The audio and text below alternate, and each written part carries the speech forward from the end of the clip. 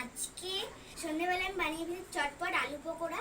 ঠিক আছে, তো আলু পকোড়া কেন বানালাম আমি তোমাদের কাছ থেকে সরি চেয়ে নিচ্ছি, কারণ পুরো ভিডিওটা দেখানো হয়নি ফার্স্ট থেকে।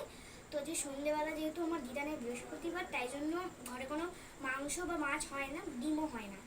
তাই জন্য সন্ধ্যেবেলা আমার দাদু, আমার দিদা, আমার মায়ের সবার পকোড়া খেতে ইচ্ছে করলো। আমি চলো না আলু সেদ্ধ করে একটু পকোড়া বানিয়ে ফেলি। তো আজকে আমি চটপট আলু পকোড়া বানিয়েছি, তোমাদেরকে দেখাচ্ছি। রেসিপিটাও কি সেটা আমি তোমাদের দেখাচ্ছি। এখানে গরম তেল আছে, এখানে আমরা বেসনের একটু আলু সেদ্ধ করে নিয়েছি। দেখো এখানে রয়েছে আলু সেদ্ধ আছে। ঠিক আছে, আলু সেদ্ধ করেছি এবং পকোড়া করার যাবতীয় যা যা জিনিস লাগে, বেসন দিয়েছি, গোলমরিচ দিয়েছি, মানে গোলমরিচ গুঁড়ো দিয়েছি সানরাইজের, তারপর অল্প হলুদ, অল্প নুন আর একটু কালো জিরে দিয়েছি। ঠিক আছে, তো দিয়ে এবার আমরা এই আলু পকোড়াটা বানাচ্ছি।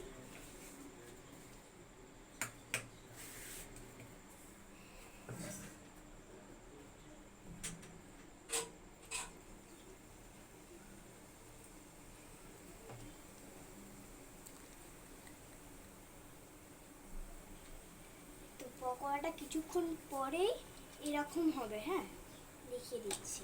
হ্যাঁ, আমি পুরোটাই আস্তে আস্তে করে দিয়ে দিচ্ছি। আমি তো দিয়েছি, এখন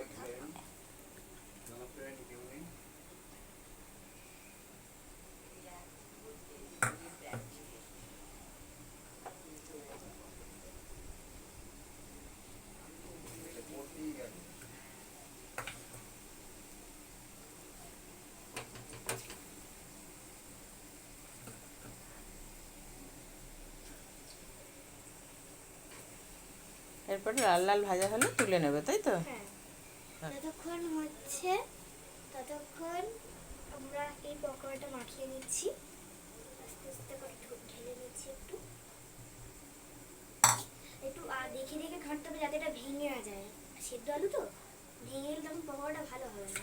আস্তে আস্তে করে নাড়িয়ে নেবো, বেশি তাড়াহুড়োর কিছু নেই, একটু সময় ধরে করতে হবে জিনিসটা।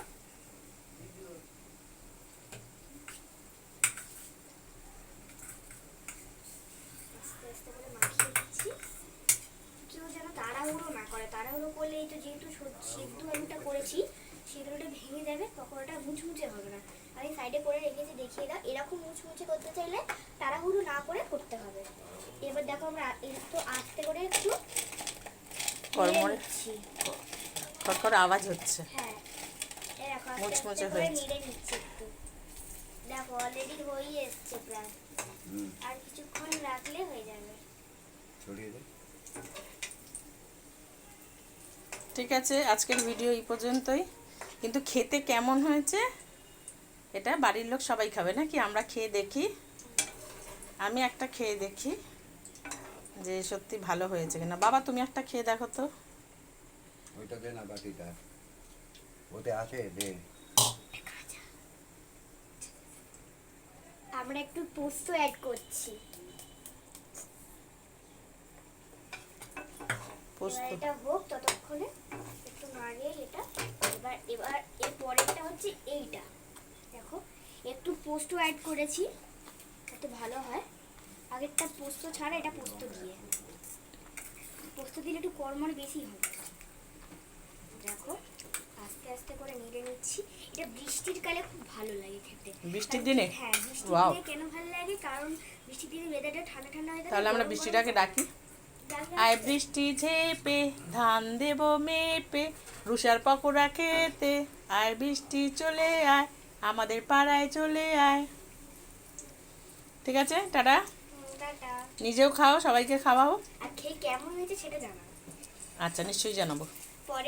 পরের ভিডিওতে তোমাদেরকে স্বাগত জানাই। আচ্ছা। টাটা।